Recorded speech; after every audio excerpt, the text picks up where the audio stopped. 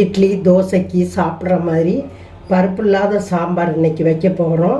ஏற்கனவே இந்த சாம்பார் நான் போட்டிருக்கேன்.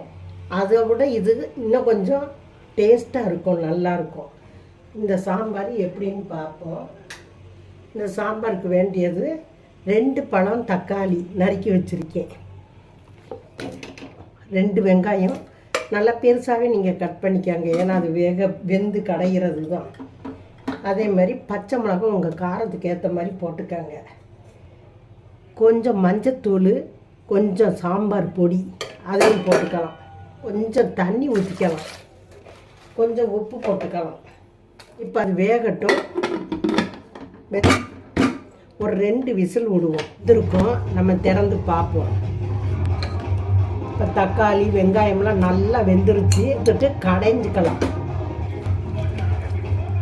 வெங்காயத்தெல்லாம் கடைஞ்சிட்டோம் நைஸாக. இதில் வடித்து வச்ச தண்ணியை ஊற்றிக்கலாம். ஒரு 2 ஸ்பூன் எடுத்து கடல மாவு கரைச்சி கட்டி இல்லாமல் ஊற்றிக்கங்க. திக்காக இருக்கும் குழம்பு. பருப்பு சாம்பார் மாதிரியே இருக்கும், பருப்பு போட்ட மாதிரியே தான் இருக்கும். கொஞ்ச நேரம் கொதிக்கட்டும், அப்புறம் தாளிச்சிக்கலாம். இப்போ இந்த சாம்பார் ஒரு கொதி வந்துருச்சு. இது கொஞ்சம் கொதிச்சா போதும், அந்த கடல மாவு பச்சை வாடை போகிற மாதிரி. இது இட்லி மேலே நிறைய ஊற்றி சாப்பிடணும், தொட்டெல்லாம் சாப்பிடக்கூடாது, நிறைய ஊற்றி சாப்பிடணும். இப்போ ஒரு சட்டியில் எண்ணெயை ஊற்றி எண்ணெய் காயட்டும். எண்ணெய் காஞ்சிருச்சு. கடுகு 1 ஸ்பூனு, அரை ஸ்பூன் சீரகம் போட்டுக்கலாம். ஒரு வத்தல் போட்டுக்கலாம் வாசத்துக்கு. கருவேப்பிலை போட்டுக்கலாம். கொஞ்சம் பெருங்காயம் போட்டுக்கலாம், தூள். இப்போ இதை தாளிச்சுக்கலாம்.